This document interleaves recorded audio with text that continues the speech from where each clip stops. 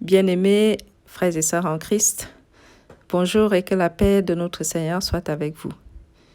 Poursuivons notre étude biblique avec l'étude de la fin du livre de 2 Samuel aujourd'hui. Les 4 derniers chapitres, du chapitre 21 au chapitre 24. Nous avons vu dans le livre de Samuel, les 2 livres de Samuel, l'histoire captivante du roi David. Le roi David qui a été choisi par l'Éternel, un homme selon le cœur de l'Éternel, qui a été oint, qui s'est battu, soutenu par l'Éternel en qui il avait mis sa foi et sa confiance. Nous avons vu comment il a accédé à la royauté, comment Dieu l'a béni et comment il a toujours consulté l'Éternel dans tout ce qu'il faisait. Mais nous avons vu également ses égarements humains et les conséquences qui s'en sont suivies. Dans la suite de ce livre de 2 Samuel, les 4 derniers chapitres, nous verrons l'histoire de David dans sa fin. Alors que David commence à se fatiguer, les quelques erreurs qu'il a commises à la fin, mais aussi le soutien que l'Éternel n'a cessé de lui manifester.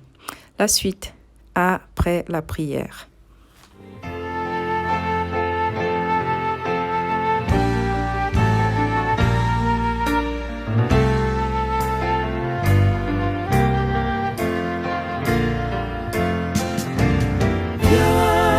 Esprit de Dieu vivant, sois le maître en moi. Viens, Esprit de Dieu vivant, sois le maître en moi. Sonde-moi.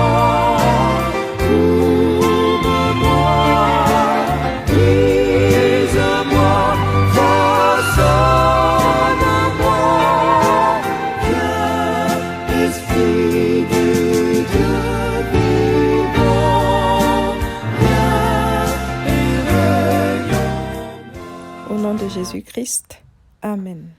Après les représailles que le roi David a dû subir dans sa vie pendant son règne à cause de sa double faute, Dieu, dans son amour et surtout dans sa fidélité, a continué de bénir le roi David, car Dieu avait aimé et choisi David dès son jeune âge.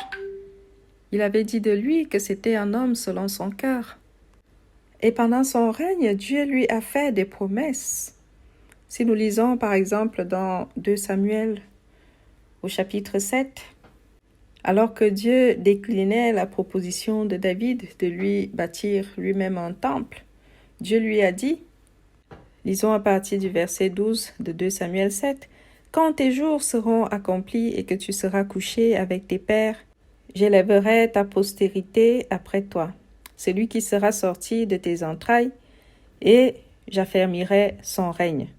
Ce sera lui qui bâtira une maison à mon nom, et j'affermirai pour toujours le trône de son royaume.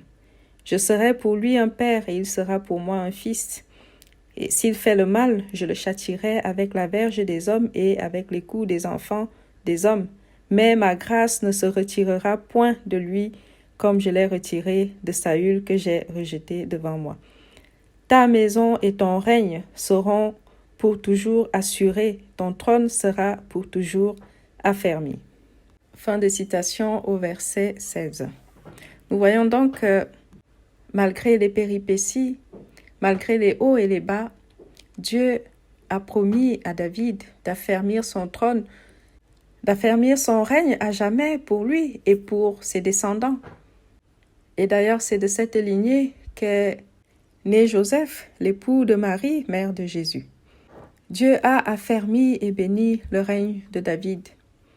Et pendant son règne, les quelques fois où il a rencontré des difficultés, où chaque fois qu'il a eu l'impression que Dieu s'était détourné de lui, David savait qu'il y avait une raison à cela. Soit parce qu'il avait péché, soit parce qu'il y avait des retombées à cause de quelque chose qui aurait déplu à l'Éternel. Et c'est pourquoi, au chapitre 21, lorsqu'une grande famine s'abat sur Israël, une famine de 3 ans, et que le peuple entier est en souffrance, David sait qu'une telle situation ne peut venir que de la colère de l'Éternel. Parce qu'il sait, il croit en les promesses de l'Éternel et il sait que Dieu le soutient toujours, surtout lorsqu'il est dans les bonnes voies.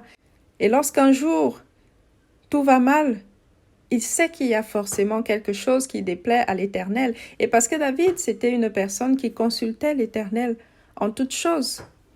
Le texte de 2 Samuel au chapitre 21 nous dit, dès le premier verset, David chercha la face de l'Éternel. Ceci pour avoir la réponse à sa question, pourquoi cette famine? Pourquoi m'arrive-t-il telle ou telle chose, Seigneur? Pourquoi mon pays souffre-t-il? La démarche de David interpelle le chrétien dans sa vie avec le Seigneur, parce que parfois, il y a des situations qu'on vit au quotidien, des souffrances qu'on traverse, des moments difficiles qu'on traverse qu'on n'arrive pas à expliquer, mais très peu de personnes font la démarche de prier l'Éternel pour lui demander « Seigneur, pourquoi telle chose? Seigneur, pourquoi m'arrive-t-il telle chose? Est-ce parce que j'ai péché? Est-ce parce que tu veux m'éduquer? Est-ce parce que je ne t'ai pas consulté avant de faire telle ou telle chose? Est-ce parce que je subis une malédiction? Est-ce parce que mes ascendants ont péché? Est-ce pour telle ou telle raison? Très peu de personnes prennent le temps de faire une prière, tout simplement, dans leur chambre, de présenter certaines situations à Dieu et demander à Dieu le discernement pour comprendre pourquoi telle ou telle chose. Peut-être qu'en comprenant et que si l'Éternel vous ouvre des yeux sur certaines situations, une solution serait trouvée par la suite. C'est comme lorsque quelqu'un va chez le médecin, si on ne diagnostique pas quel est le mal, sur quelle base peut-on donner une prescription?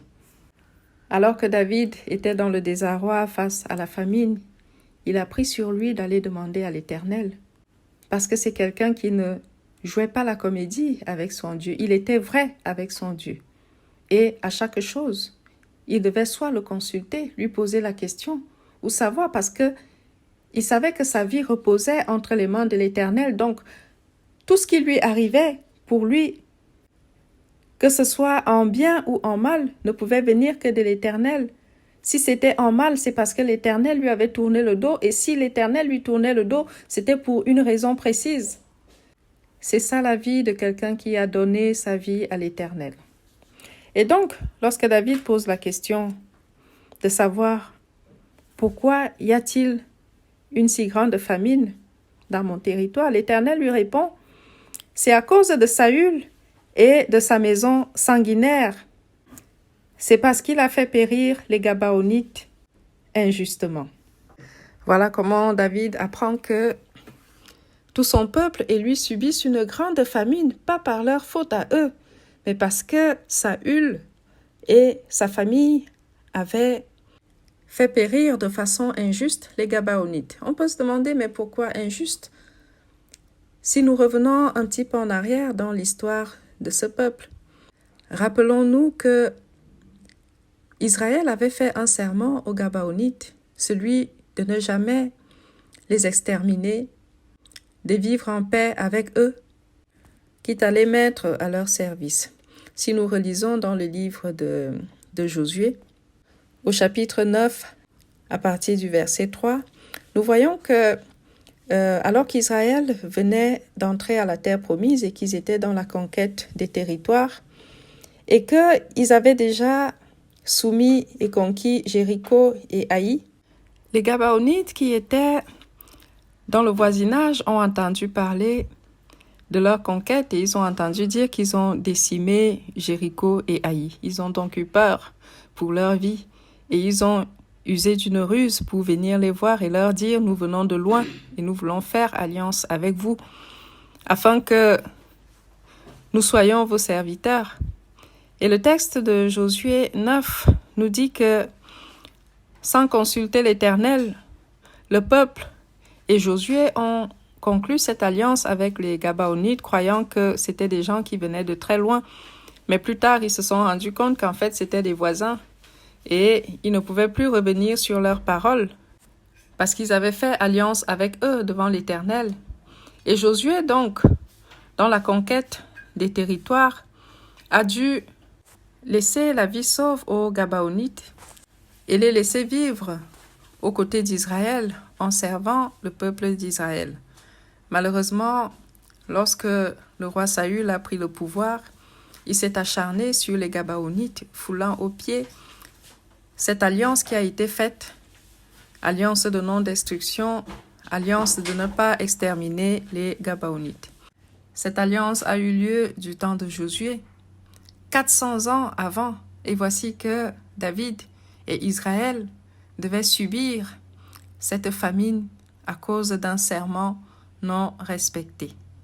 Pour dire que même des années plus tard, et même dans des générations qui suivent, les serments brisés ont toujours des retombées, et surtout lorsqu'ils sont faits devant l'Éternel. Et pour dire que le chrétien ne doit pas prendre à la légère les serments faits. Le croyant doit prendre au sérieux un serment fait et s'appliquer à le respecter, sinon Dieu va se charger de le faire respecter d'une façon ou d'une autre, ou bien il y aura des retombées. Face à cette situation, David demande aux Gabaonites « Que faut-il que je fasse? Que puis-je faire pour vous? Et avec quoi ferai-je expiation afin que vous bénissiez l'héritage de l'Éternel ?» Les Gabaonites répondent à David que ce n'est pas une question d'or ou d'argent et que puisque Saül les a consumés et détruits, qu'on leur livre 7 hommes d'entre les fils de Saül pour qu'ils les pendent. David leur livre donc 7 hommes descendants de Saül, mais il épargne Méphibosheth, le fils de Jonathan, car il avait fait un serment à Jonathan d'être bienveillant avec sa postérité à cause de leur amitié. 7 fils de Saül sont donc pendus et David les fait enterrer avec les ossements de Saül et Jonathan. Puis la guerre contre les Philistins reprend. Les Philistins s'attaquent à Israël et David est épuisé. Sur le front, il manque de se faire tuer et ses hommes lui demandent de désormais rester dans la ville, ne plus se rendre au combat, de peur que le guide d'Israël ne périsse, lui qui commençait à se faire vieux et se fatiguer.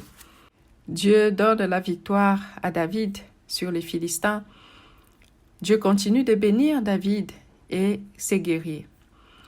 Le chapitre 22, qui est assez long, est constitué d'un cantique de David, cantique adressé à l'Éternel pour lui dire merci pour sa bienveillance.